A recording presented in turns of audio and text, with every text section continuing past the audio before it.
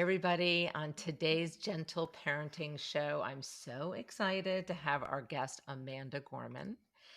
She is a wife, a mother of two, and the host of Finding Your Village podcast. So definitely go check her out and subscribe to her podcast. She's also a childbirth educator mentor. And in addition to her family, Amanda is passionate about writing, speaking, addiction and trauma recovery, music, racial reconciliation, and birth work. Her podcast focuses on birth, postpartum, and parent mental health.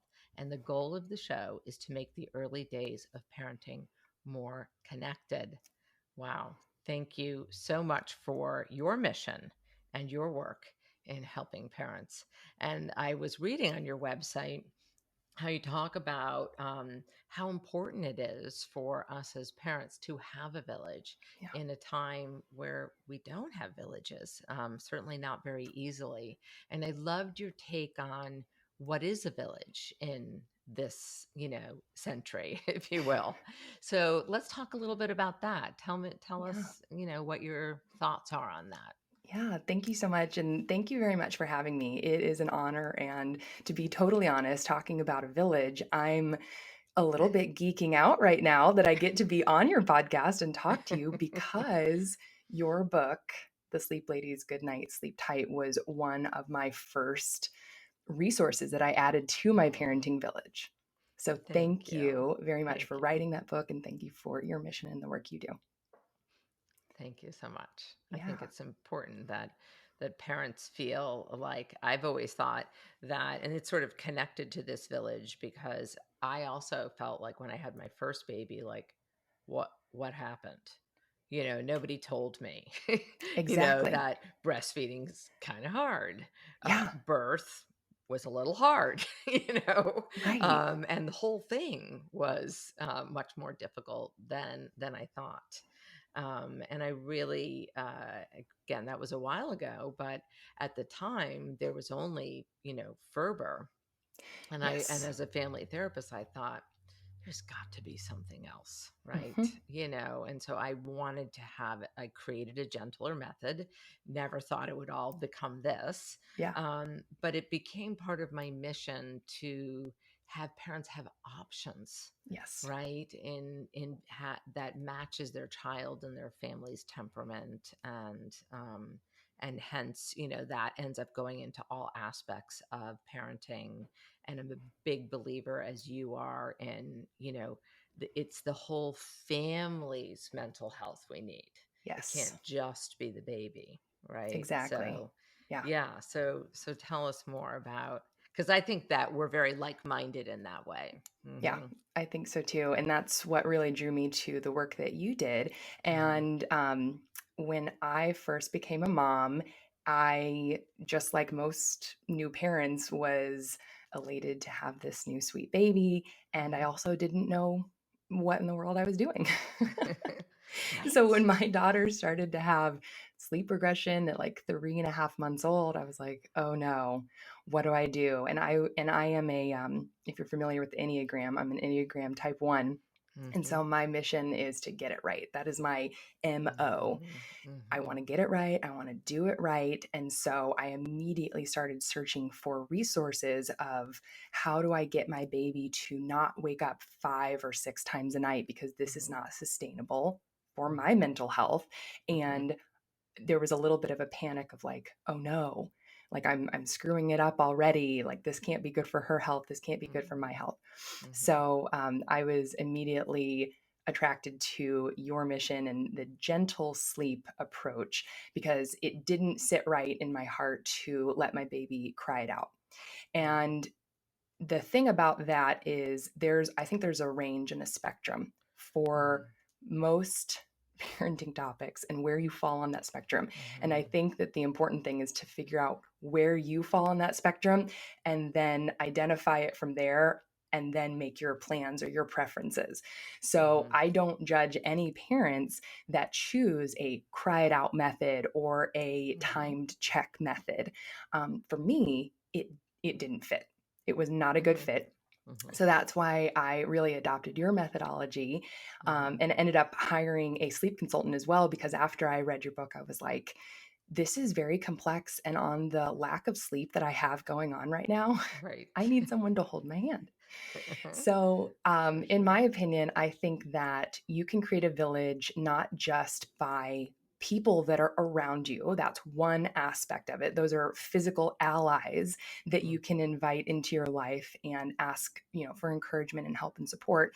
But you can also add to your village by information and resources that are out there, such as books. So, Mhm. expertise that has been written, books, blogs, podcasts, audiobooks, as well as virtual support. So, the sleep consultant that worked with me, she lived in New Jersey. I live in Georgia. We never Mhm. met face to face, Mhm. but she was texting me back at 6 o'clock in the morning when we had, an early awakening. Mhm. She was there for us. And so she was absolutely part of my village and something that I would consider part of the village, even though she wasn't physically here. Yeah. Yeah. I would imagine that finding your village is a lot about finding like-minded people too, you know? Yeah. So if Hmm. you're more of attachment parenting, then go seek those parents, Yes. right? And if you're Hmm. more, yeah, exactly. And I think Yeah. that that's essential. Otherwise, you're going to constantly, we live in a world filled with judgment, Right. and there is Exactly. no right or There is no wrong. right way. That is a lesson that Mhm. I have learned and that I keep Mhm. learning. Mhm. And the genesis for my podcast was I was 7 months pregnant with my second baby, with my Mhm. son Cooper. I was sitting in the bath. I was listening to a podcast, and literally, like, this idea just like dropped in my head. Why Mhm. don't you start a podcast? Mhm. And I at first kind of pushed back. I was like, um, why me, who me? And then I Mhm. followed that inkling of an idea and kept going with it and pursuing it. And when I finally launched the podcast, when my son was over 1 years old, Mhm. or almost 1 years old actually, Mhm. um, when I actually launched the podcast, I thought, oh, I'm going to teach parents how to get this right. I'm going to teach them how to, get their baby on the right track as far as sleep goes, and let them know all of the expertise from Kim West. Mhm. And I'm going to do all this work for them so that they don't have to do it. And I just Mhm. want to make parenting easier. Mhm. So when I started out with that mission, I ate a big slice of humble pie when I Mhm. realized that's not it. That's not helpful. And there is, in fact, a spectrum of all of these different parenting decisions Mhm. that someone could fall on. And it doesn't necessarily mean that they're doing it right or wrong. It's, does it resonate with them? Does it fit within their values? Mhm. And does it fit within their lifestyle and what works for them? Mhm. So I have since then morphed my mission into focusing on being more connected, Mhm. because what is it about in a village but connecting with others, connecting with Mhm. old sage advice, Mhm. new technology and information, and Mhm. people who can encourage you and support you no Mhm. matter where you fall on any spectrum. And so I also think that it's Mhm. really important, and you touched on this, kindness and compassion, and recognizing that you know, judgment is not helpful. And so if somebody else is going to not necessarily be like minded as you are on a specific topic, doesn't mean that they're wrong or that you are to judge them. It Right. just means that you have different opinions on Yeah. that. And Mhm. so that's, I also am very passionate about the idea of not buying into the mommy wars of Yeah.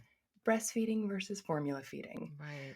bed sharing versus Right. cried out method. You can Right. make things very, very polarized. Yeah. And I think it's important just to kind of be curious.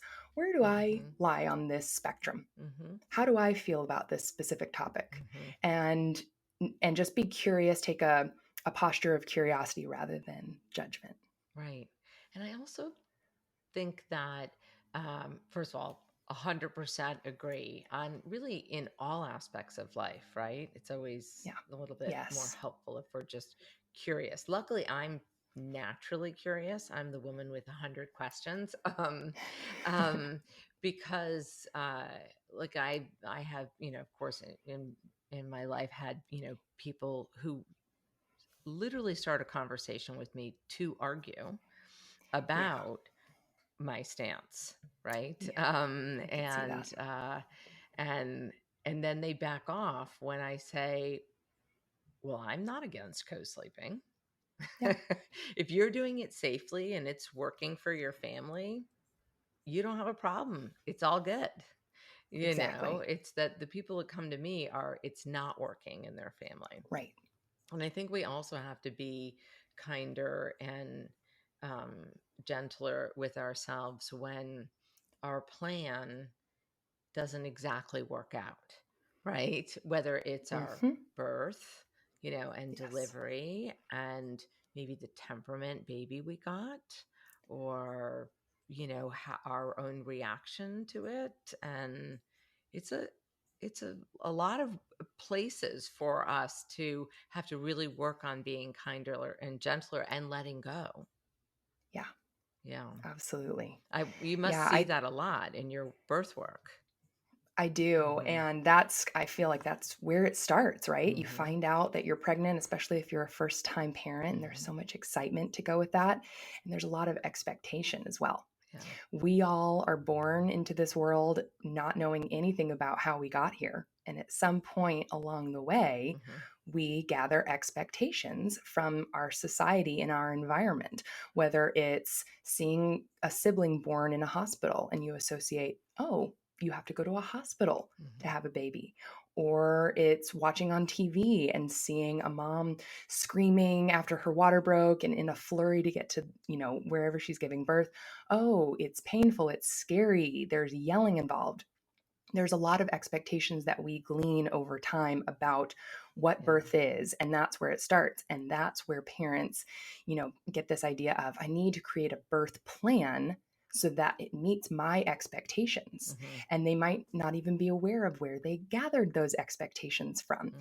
And so the methodology that I have trained under to become a childbirth education mentor is called Birthing from Within. Mhm. And I took the Birthing from Within class when I was pregnant with my son, my second baby. And one of the many things that I really appreciate about that methodology that was created by Pam England is that birth and the intro into parenting, the foray into parenting, is all about figuring out what you do Mhm. when you don't know what to do. Mhm. Birth is all Mm. about the unknown, parenting, all about the unknown. And there's so many opportunities to try to control an outcome, come up with a plan, come up with a birth plan, come up with a Mhm. sleep plan, come up with a baby schedule. Right. There's a lot of opportunities to do that, yet not everything goes to plan. Right.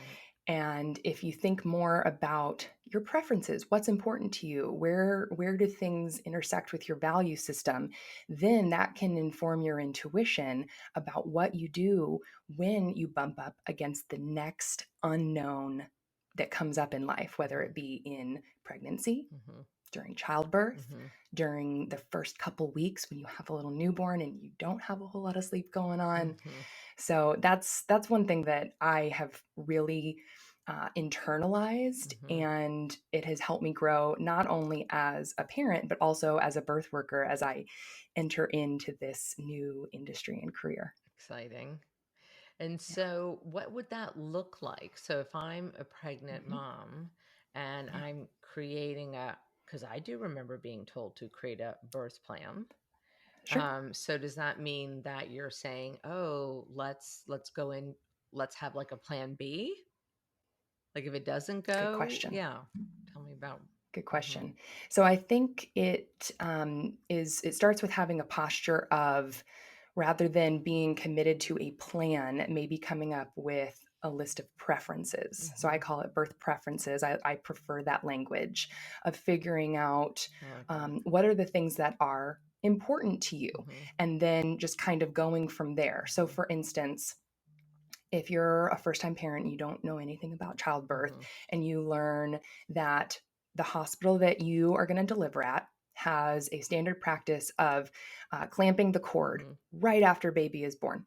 And then you learn that there's actually benefits to delayed cord clamping, Mm-hmm. of letting the cord pulsate the blood for 5, 6, 7 minutes, so that your baby can get as much blood from the placenta as possible. And you learn that and you say, oh, yeah, I absolutely want to do that. Then you know that that's one of your preferences. That's something you Right. would prefer. Now, if you give birth and there's a complication, there is a medical reason why they need to take the baby over to the warmer to help them to breathe or to become more alert or do some type of procedure right away, then your plan B is not going with delayed cord clamping, because that would not be as beneficial for your baby. Right. So, yes, your preference is to do that if all things go according to plan or Right. all things are okay medically. Right. But if you need to punt and go Right. with that plan B, then you know that at least you've done research, and it. I think that it's important to have a posture of being okay with doing the next right thing given the information that you have in the Yeah. moment. Right. So that's just one example. But yeah, there's certain things that, it's not just birth, but like I remember when I was getting married, there was a million things I could think about for planning my wedding. Mm-hmm. And I remember being like, I don't care about flowers. I do not care at all. And I had some girlfriends that were like, oh, I'm going to spend $2,000 on flowers because I love flowers and Right. I love this. And I was like, I could care Right. less. But my wedding dress, that was really important to me. Right. And that's where I spent a lot of energy and financial Right. resources as well. Right. So when it comes to birth or parenting, I think it's the same thing. What's that thing Mm-hmm. that really kind of pings you Mm-hmm. and makes you think a lot, or is important to you Mm-hmm. and you feel it in your body? Mm-hmm. Mm-hmm. And then be open to it going a different way. Yeah. Yeah, Yeah. absolutely. And be informed Yeah. that there's a reason for that. Mm-hmm. And I think as well, it's not just being prepared as far as on paper what's going to Right. happen with the particular birth plan, but being practiced Mm-hmm. in knowing what to do, knowing what you tend to do when you come up against something that is unknown or perhaps even fearful. Mm-hmm. And so, one of the things that we do in Birthing from Within that I at first kind of laughed at and wanted to skip over was we do birth art. Mm-hmm. So, we actually will have different, um, you know, tasks or activities that we'll go through. And the idea is not to waste someone's precious time not learning about the physiology of birth, Mm-hmm. but rather when you have a chalk in your hand and a blank piece of paper, you get to practice. I don't know what to put on this paper. Like I could put anything. And Oh. you bump up against that.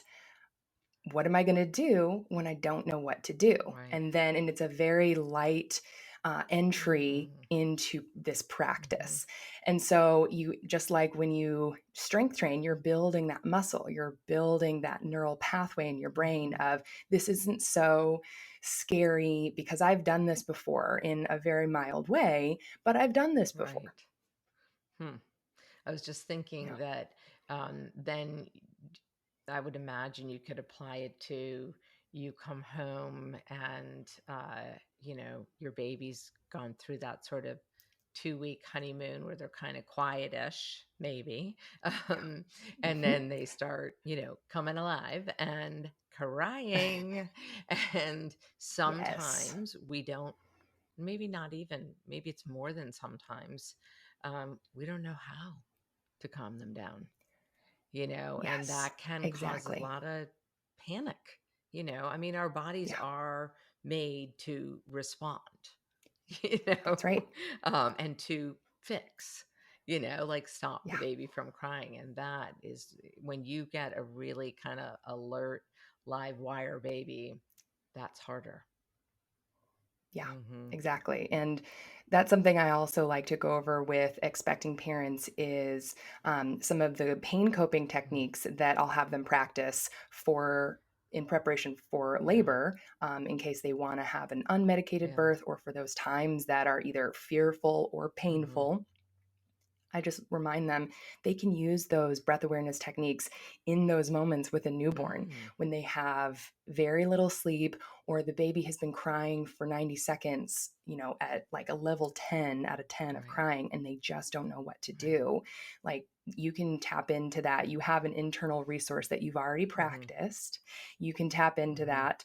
And also, I talk about not just the kind of woo woo, side of what can you do with your breath, mm-hmm. but also some practical things like if you need a moment as a parent at any stage, Mm-hmm. whether they're a newborn or they're 2.5, like my Mm-hmm. son, and they are just screaming in their Mm-hmm. crib and you are at the Yeah. end, you Mm-hmm. cannot anymore, know that another tool that you have in your tool belt is to walk away and take a mommy timeout or a daddy Mm-hmm. timeout for 60 seconds, for 90 Right. seconds. It seems like a really long time, and you can actually do several rounds of breath Yeah. and bring your nervous system back down to like a grounded level. And your baby is going to be totally Right. fine if they're in a safe place like their bassinet or their Right. crib and you've done what you can to make sure that they're physically Right. safe. They like it's not going to have long-term effects Right. of that you let them cry for 60 to 90 Right. seconds. If you go calm Right. yourself down so then you can be present Yeah. again as the best version of you, the best version of the parenting version of you, Yes. that's going to be helpful for everyone. Here, here. I would agree. Yeah, because I think that I was talking with one of my other guests, Dr. Shosh, about some of the myths of motherhood, and Hmm. how we think, oh, we should be able to handle this, and it's what we wanted. So how dare we complain or say this is, or I ran a big company before. What do you mean I can't handle one little baby? And same for the dads too, Yes. and partners in general. So yeah, Yeah. it's, Absolutely. And I think that's where mhm, compassion comes in, of having compassion with yourself and really taking a step back and thinking, okay, even though I ran a big company, I've never had a screaming 2-month old in my hands for five right, minutes. I've never done right, this before. So it makes sense that this is stressful. And just tapping into that compassion of, I know that I'm doing what I can, and this sucks right right, now. And I don't have to judge myself and say, I should love this. I should be so right, lucky to have a baby. That doesn't help really in that moment, right. but rather just tap into that resource of self Yeah, compassion of, okay, this makes sense. This sucks. And I will right, get through it. right. So the mental health of the family, as you can imagine, being, a family therapist myself, is like number one. Yeah. Maybe how they have the saying, if mama ain't happy, nobody's happy. I didn't Right. really understand that when I was younger. I was like, really? And now I totally get it. And it could be in whoever. If it's just, if parent isn't happy, nobody, Yeah. will be happy. And um and I was just thinking about how so much of being connected and mental health is literally to be connected and therefore a village. Like I love Brene Brown. I'm Yes. sure you would Hmm. too. And she's like, Biggest fan. we're hardwired for connection, yet we're living in a That's right. world, and especially, coming out of a pandemic where we haven't had a lot of connection. And some of our Exactly. connection isn't intimate, enough. Yeah. And so let's go back sort of full circle about what are other ways that you find that parents can create village. You started Yeah. off with like through books, and Hmm. what are some of your other, I mean, I can imagine, but yeah. Yeah. Yeah. No, that's a great question. And also, I just want to claim that I'm Brene Brown biggest fan. Oh yeah. I'm I'm just joking, but really, I am very very Hmm. obsessed with her and the work that Yeah. she has done. And she's actually one of the influences for why I changed my mission Hmm. to being about being connected rather than getting it right or making parenting easier, because that's She silly and would be proud impossible. of you. It's just hard. Well, thank you. So I'll start with going from a birth preparation Yeah. perspective. So during birth, you can gather your resources. You naturally gather resources in the form of seeking out an OBGYN Mhm. or a midwife and a birth Mhm. team to help you welcome your baby earthside, however they Right. are born. You can add physical resources to that village as well in the form of a doula. Mhm. I'm a big Mhm. fan of labor and delivery Yes. doulas and Mhm. postpartum doulas. And that's someone that can Mhm. physically be present with you during labor and the birth of Mhm. your baby, or depending on what's going on in the world, a Mhm. pandemic, you know, just and other stuff happens too. They can also be with you in spirit and on the Mhm. phone. It is amazing Mhm. how much someone can actually help via FaceTime or Yes. even text Yes. messages, and just kind of holding that Mhm. space. And then an exercise that I like to go through with expecting parents when thinking about building their initial postpartum Mhm. village is thinking about people, resources, and internal Mhm. resources. So, external resources and internal resources. So, in thinking about people, I encourage parents to think about, okay, who are people that physically are in your area that could be those that bring dinner, that bring you lunch, that can come fold your dirty laundry or your clean laundry, wash your dirty laundry, fold your clean laundry, that can physically come help you. Then, who are those folks that, whether they're not physically available Mhm. to come because they're too far Mhm. away or pandemic, who are those emotional Mhm. allies? Who are those people that you can call or text when you are just at your wits' end and you're just Mhm. crying? Because the people who will come fold your laundry might not be the people that are your emotional allies. And it's Right. not because there's anything wrong with them. That just not might not be Right. their natural Yeah. suit. So I like to actually have parents write down who are your emotional Mhm. allies, the people, your phone a Mhm. friend folks, who are the ones that you can call on. If you're in a church group, like a Mhm. small group, then those could be folks that maybe you're not super, super close with emotionally, but they would be happy to bring Right. you a casserole Mhm. or, pay for your Mhm. DoorDash dinner that night. I think it's important to have both. There might be some crossover, Mhm. but there might not be. Then external resources. In pregnancy, a lot of people tend to start reading or listening to podcasts. So pay attention to what those books are, articles, podcasts are that really resonate with you.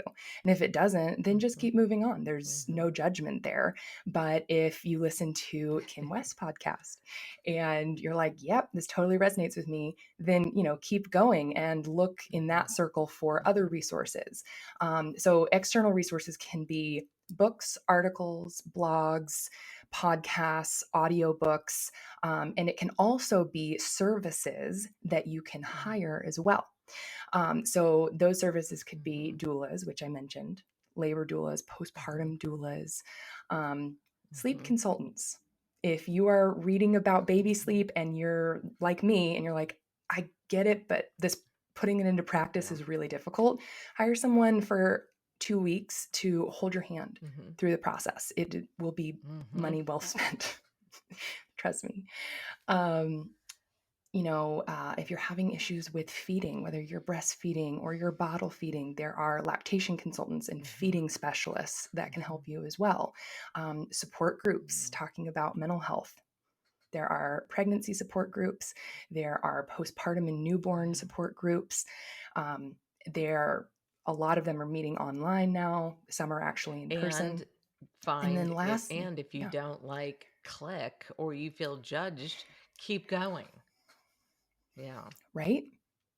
Exactly. Yes, that Mhm. is so important. And for Mhm. any of these, if it's just not working for you, like no judgment, Mhm. just moving on, and you don't have to Mhm. apologize to anyone. It's just okay, tried it on, wasn't the right fit, Yep. just like a pair of jeans. Mhm. And then the last aspect of building your village, I would say, is internal resources. And so that can be like practices before you have a baby, like meditation, breath Mm-hmm. awareness work. What are things that you can do to center yourself? And what are the things that light you up? What are the things that are restorative for you? Are you someone that loves to go for a walk? Are you a Mm-hmm. napper? Do you love books? Do you have, a favorite show like Grey's Mm-hmm. Anatomy for me that I Mm-hmm. will just binge watch? Um, is it calling a friend? Is it, doing your favorite workout if you're in that stage where you're able to do that? What are those restorative things that help you as a person just Mm-hmm. be grounded, Mm-hmm. bring you joy? And then I actually recommend that people write those things down and think about how long do those activities take. And I encourage parents to write down 10-minute activities, 30-minute activities, and then 2 hours plus. Great. Because if you have your mother in law come and say, oh, well, I'll watch the baby for the next hour. She just ate. You go do whatever you want. And you're faced with, oh my gosh, I've got 30 minutes before I know that she's going to get hungry again. What am I going to Right. do? Don't waste a single Mm-hmm. second Mm-hmm. thinking about what you're going to do. Go to your cheat sheet and look at that list of things I can do for 30 minutes or a couple things off of the I love 10-minute that. list. Okay, I'm going to take a bubble bath and I'm going to listen to my favorite podcast that I haven't Right. been able to catch up on, or Right. take a nap, whatever that thing is. But then you've got this cheat sheet literally, for all of these things, all of these resources. I do this in my life, and I don't have a newborn. I have a 4.5-year-old Mm-hmm. and a 2.5-year-old, and I have a list of things that I can do depending on if I want to be productive or if I need some emotional support or if I need some type of restoration. How much time do I have? And then insert with I the cheat sheet. love that because I really do. I Thank you. think the time piece is crucial because I think we can also be like, oh, I'm going to like do 500 things in my 30 minutes and then not feel Hmm. restored because, of course, Right. we won't get it all Yeah. done. And then we'll. And I was Yeah. also thinking about how really this is a reminder for all of us that it's okay and it's essential to put ourselves first.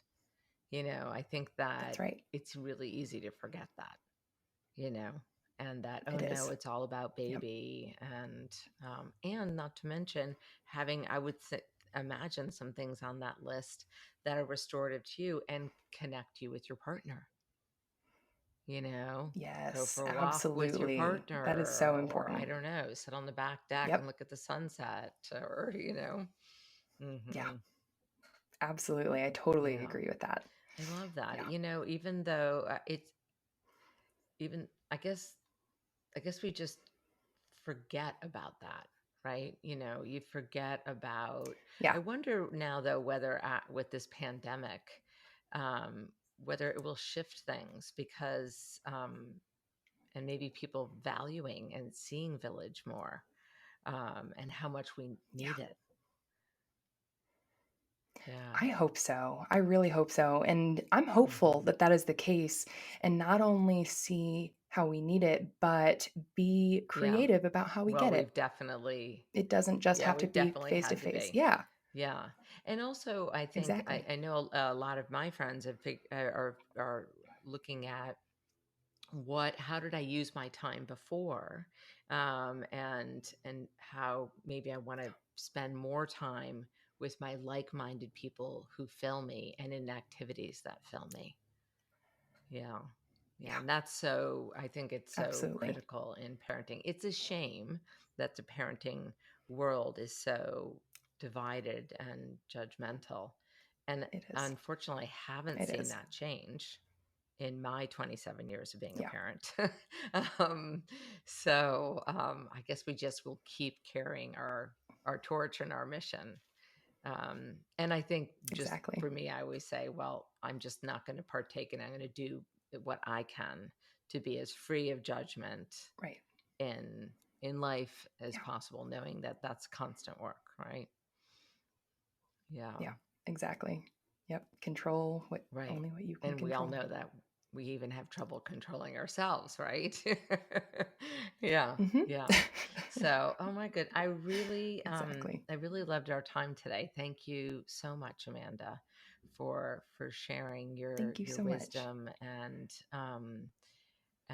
your take on Village. I love that, and I especially love the time, creating a cheat sheet of the timed activities. Definitely will make that a call out for Thank you. parents. Yeah, yeah. Great. Thank you. I Oh, hope I'm that sure it's it will helpful. be. And so, if you want to learn more about Amanda and her work and follow her on social media, just go to sleeplady.com/podcast and you can learn all about her. And if you loved this episode, please subscribe and send a review. And don't forget to, we don't want you to miss out on any future episodes. So, thanks again, Amanda.